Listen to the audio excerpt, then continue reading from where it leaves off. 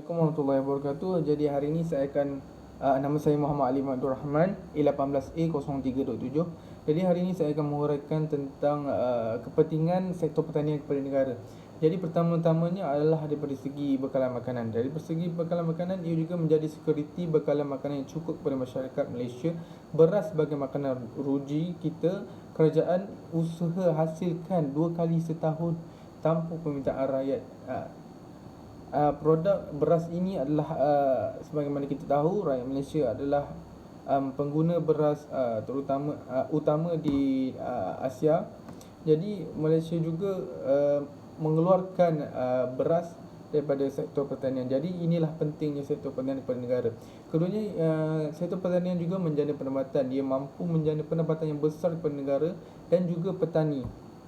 Iklim dan tanah negara mampu memberikan pulangan yang lumayan dari segi ekspor Malaysia, produk daripada Malaysia kepada luar negara. Pada hasil tani ini dijual kepada pemborong sebagai penyambung rezeki petani. Jadi daripada proses penjanaan pendapatan ini, pengaliran wang ke luar negara juga dapat dikeluarkan. Ringkasnya, dengan adanya sinergi yang hebat, sinergi ini mampu menjadi penyumbang terbesar seperti suatu ketika dahulu. Selepas itu, daripada segi peluang pekerjaan, sejak zaman nenek kita juga, pertanian merupakan pekerjaan warisan yang menerima ekonomi keluarga daripada segi khususnya.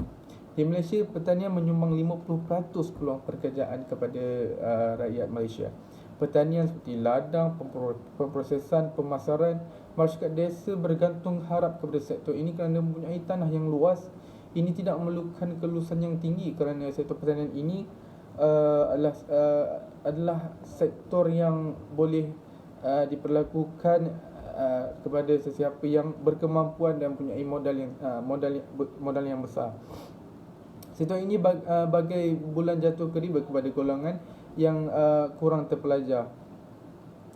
Mengembang industri desa ini, penubuhan industri kecil sederhana AKS meningkatkan pendapatan masyarakat luar bandar. Program Satu Daerah Satu Industri mempunyai fokus pada sektor pertanian. Dari segi mengimbangi perdagangan, harga hasil ekspor, ini adalah salah satu kita punya pendapatan daripada kita punya sumber pendapatan negara. Harga hasil ekspor dan import dapat diseimbangkan dan mengukuhkan lagi kedudukan kewangan negara.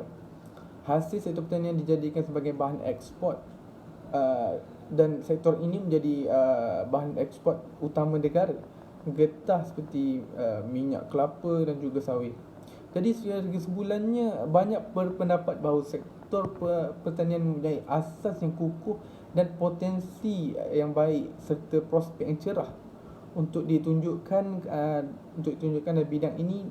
Dalam bidang kestabilan ekonomi negara, rakyat Malaysia perlu berfikir terbuka dan positif terhadap potensi sektor ini yang telah berjaya menguasai sektor perindustrian, tetapi pada masa yang sama terus membangunkan bidang pertanian untuk kesejahteraan hidup rakyatnya.